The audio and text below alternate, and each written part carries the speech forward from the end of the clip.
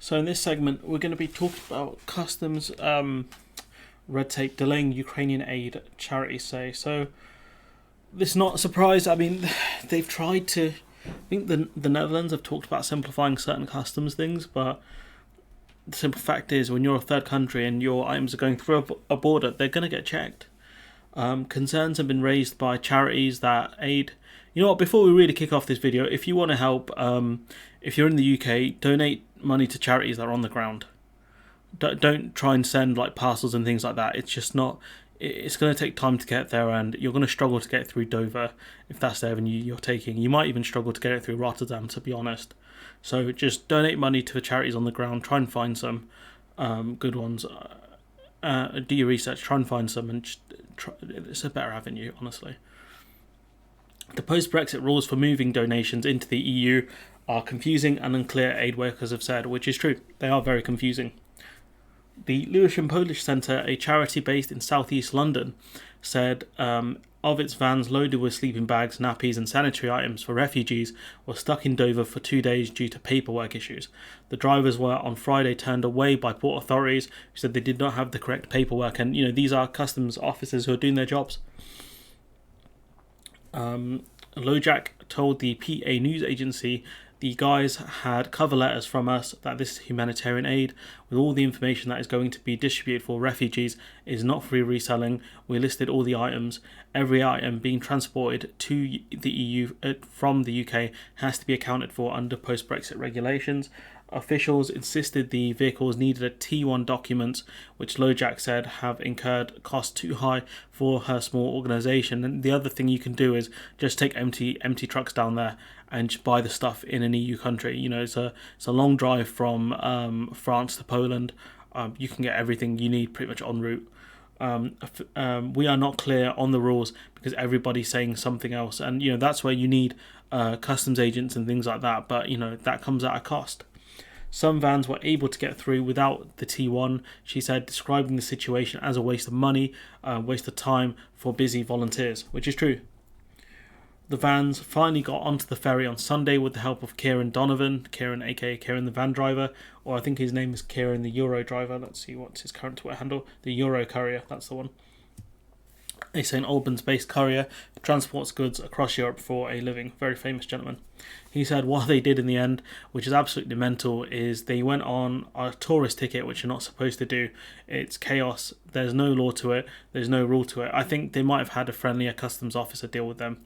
Mr. Donovan said he also knew of 13 other vans transporting medical equipment on behalf of charities that still haven't left the UK after 4 days of trying to get customs paperwork, because it's very time consuming and very difficult.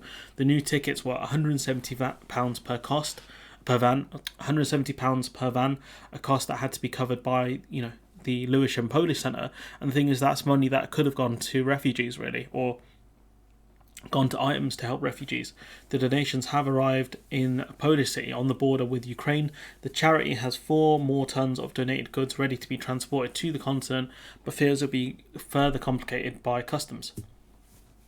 Other aid organisations have appealed for financial contributions rather than specific donated items, partly because of complicated and costly transport, and they can buy a lot of the stuff they would need in Poland or the Czech Republic or any other neighbouring country.